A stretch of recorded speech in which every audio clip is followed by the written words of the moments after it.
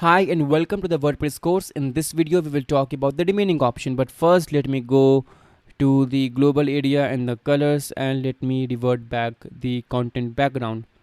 So revert back, it's not working, so let me go ahead and make it white like this.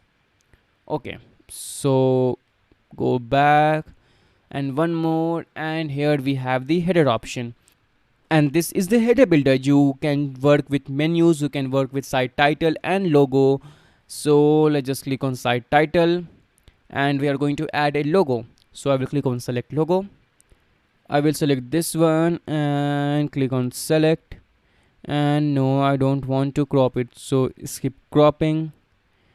And now you can see that my logo has appeared, and because I have a logo I don't want to display my site title, so I will click on this button and only my logo will remain. If you want to display a tagline, you can do that here. You can click on this one and then you can write your site tagline. So let me turn this off like that.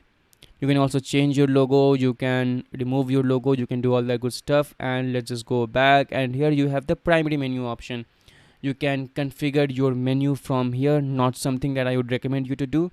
If you want to work with menus, go to the dashboard, go to the menu area and then work with menus from there, or go to the common WordPress option and work with menu from there.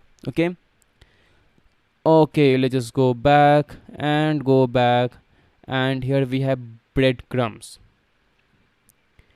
So the question is, what are breadcrumbs? Well, they are the path. They indicate where you are. They indicate the path of the content which you are browsing. They indicate your location. Let me show you. So right now there is none, and I will select before title. You can see that there is home, and inside home we have tech, and inside tech we have the first post on this site. So this is your breadcrumb, and I actually don't like having breadcrumb, so I will turn it off. I will click on none and I will go back, and here you have the blog option. So first let's just talk about the single post option. Here you have the content width, so it is default. If you want to change all that setting, you can do that. You can customize your blog post page. So if you don't like showing your featured image, you can click on this eye and your featured image will not be shown. If you want to show your featured image, then you can click on this button again and now it will be shown. You can also disable the title or the blog meta. So if I click on this, you will see that there is no title, just like that. And if I click on it again, then they will appear. And this is the structure of your blog post. On the top you have the featured image, and below the featured image you have the title and then the content. If I move this featured image below the title, then the title will be on the top and the image will be on the bottom. So if you like your blog post like this, then you can do that.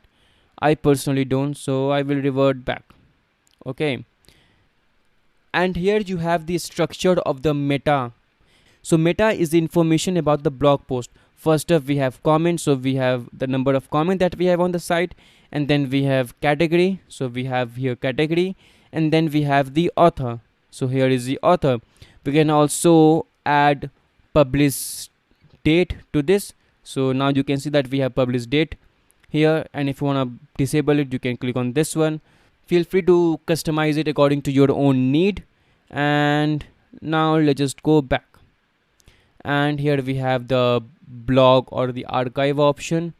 Let's just go there, and here you have the same thing. So let's just go back. I will show you this option properly. So go to the home page, and here you can see that we cannot see the entire content of the post because the entire content of the post is not shown.